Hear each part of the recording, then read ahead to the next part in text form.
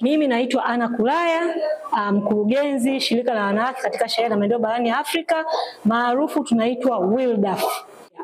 Na kama tunavyofahamu, kila mwaka tarehe 25 Novemba mpaka tarehe 10 Disemba huwa tunaadhimisha kampeni ya siku 16 za kupinga ukatili wa kijinsia, kuhamasisha umma kuhusiana na masuala mazima ya ukatili wa kijinsia. Na kila mwaka tumekuwa tukitoa hii kampeni, lakini tukitoa mafunzo, uhamasishaji kwa umma. Kwa mwaka huu kampeni inakuja na kauli mbiu ambayo itaangazia masuala mazima ukatili wa kiteknolojia. Maarufu zaidi hapa nchini tunasema ukatili wa kijinsia unaofanyika mitandaoni.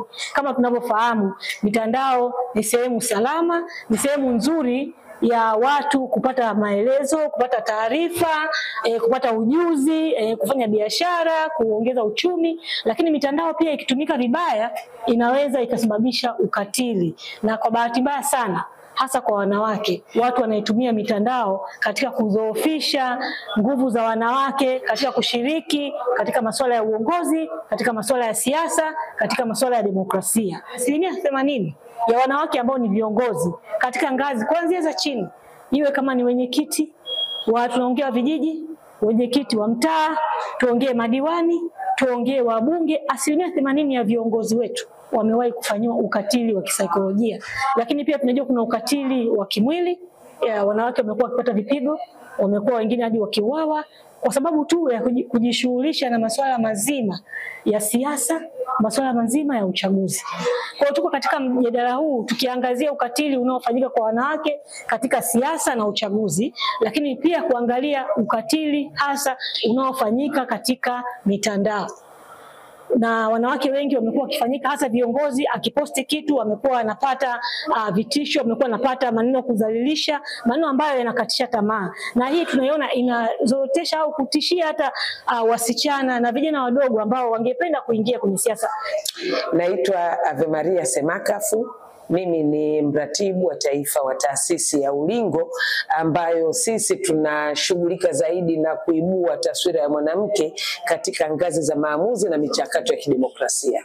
Imewekwa sheria kwamba udhalilishaji wa aina yoyote haukubaliki, lakini ni hapo inapofika mahakamani sheria hazijakaa sawa. Hakimu anakuambia sipokei ushahidi, message za simu. Simu ipo, namba zipo, lakini anasema yeye ule hawezi kupokea ushahidi na mtuhumiwa yupo. Sasa hivi ni vitu ambavyo tunavijadili, ingawa ni kipindi cha uchaguzi, lakini tunajua zinatutengeneza na zinaweza kuamsha uwajibikaji kwa vyombo ambavyo vinahusika. Kwa hiyo uwepo wetu hapa leo ni zaidi kuweza kuangalia ni mambo gani ambayo yanajitokeza kimtandao na hatua gani. Maanake wanakuambia starehe ni pale mambo yanapokuwa ya moto. Sasa hivi tuko kwenye uchaguzi. Nina uhakika kuna wengi wanapitia ukatili kupitia mitandao, lakini anakuambia kwenye mitandao itakuwa vipi, nitaenda kusemea wapi?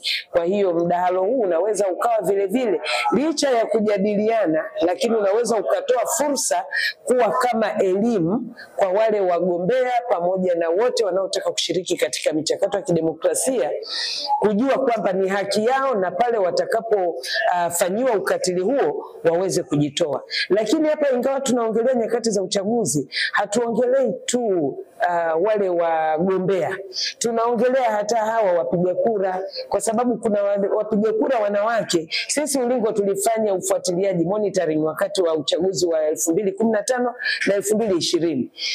Unakuta mwanamke anazuiwa na mume wake, ndugu zake, wazazi wake. Lakini sasa hivi imekuja moja, unapokea tu message ya simu, utoke tu tunakulipua. Ili kuwa mwanafamilia bora wa Global TV, usisahau kusubscribe, like, kushare na kucomment. Baada ya kusubscribe, bonyeza alama ya kengele ili kupata taarifa kwa kila video inayopanda Global TV Online.